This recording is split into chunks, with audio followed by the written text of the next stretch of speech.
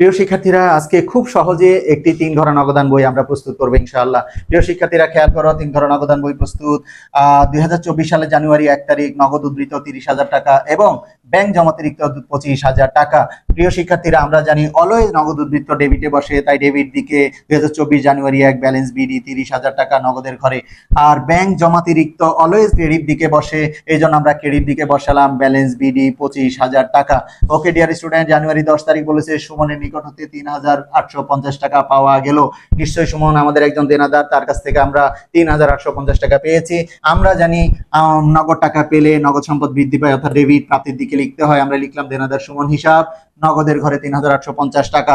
এরপরে বলেছে আমরা তাকে বাট্টা দিয়েছি 150 টাকা, তাই বাট্টার ঘরে লিখলাম 150 টাকা। ওকে ডিয়ার স্টুডেন্ট, এরপরে দেখো জানুয়ারি 20 তারিখ জহি ট্রেডার্স এর পাওনা 9,500 টাকার পূর্ণ নিষ্পত্তিতে 9,350 টাকা প্রদান করা হলো। আমাদের কাছ থেকে পেত 9,500 টাকা, আমরা প্রদান করেছি 9,350 টাকা প্রদান, তাহলে আমরা প্রদানের দিকে নগদ সম্পদ কমে গেলে ক্রেডিট, তাই ক্রেডিট দিকে অর্থাৎ ক্রেডিট দিকে লিখবো পাওনাদার জহি ট্রেডার্স হিসাব, ক্রেডিট দিকে নগদের ঘরে 9,350 টাকা। ওকে ডিয়ার স্টুডেন্ট, আর বলেছে আমাদের কাছ থেকে পেত 9,500, দিয়েছি 9,350, অর্থাৎ আমরা বাট্টা পেয়েছি 150 টাকা। ওকে, এরপরে হচ্ছে জানুয়ারি 31 2,500 টাকা নগদ উদ্ধৃত হাতে রেখে অর্থ হচ্ছে ব্যালেন্স সিডি, ব্যালেন্স সিডি হাতে রাখার অর্থ। ওকে, এরপরে বলেছে অবশিষ্ট টাকা ব্যাংকে জমা দেওয়া হলো। অবশিষ্ট কত, এটা আমাদেরকে বের করতে হবে। আমরা যদি ডেবিট দিক যোগ করি 30,000 আর 3,850, 33,850, এই বড় টাকা দুই পাশে লিখবো 33,850।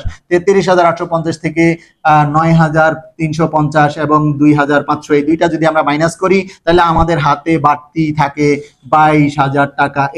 এই টাকাটা আমরা ব্যাংকে জমা দিব, এই জন্য বলেছে অবশিষ্ট টাকা ব্যাংকে জমা দেওয়া হলো।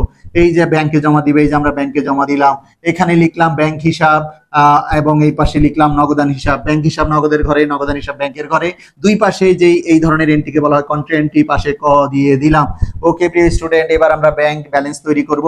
ব্যাংকের ডেবিটে টাকা হচ্ছে 22,000 আর ক্রেডিটে টাকা 25,000। ক্রেডিট বড়, তাই ক্রেডিটের বড়টা দুই পাশেই লিখবো 25,000। ক্রেডিটের বড় টাকা থেকে ডেবিটের 22,000 যদি মাইনাস করি, তাহলে ব্যালেন্স সিডি 3,000 টাকা। ব্যালেন্স সিডি ডেবিটে ব্যাংকের ঘরে, এটা আবার ক্রেডিট দিকে পরের মাসের 1 তারিখে ব্যালেন্স বিডি হবে, ব্যাংকের ঘরে ফেব্রুয়ারি 1 তারিখ ব্যালেন্স বিডি। নগদের সিডি হয়েছে ক্রেডিট দিকে নগদের ঘরে, এটাকে আমরা পরের মাসের 1 তারিখে ডেবিট দিকে নগদের ঘরে লিখবো balance BD. Dear student, I hope তোমরা বুঝতে পেরেছো।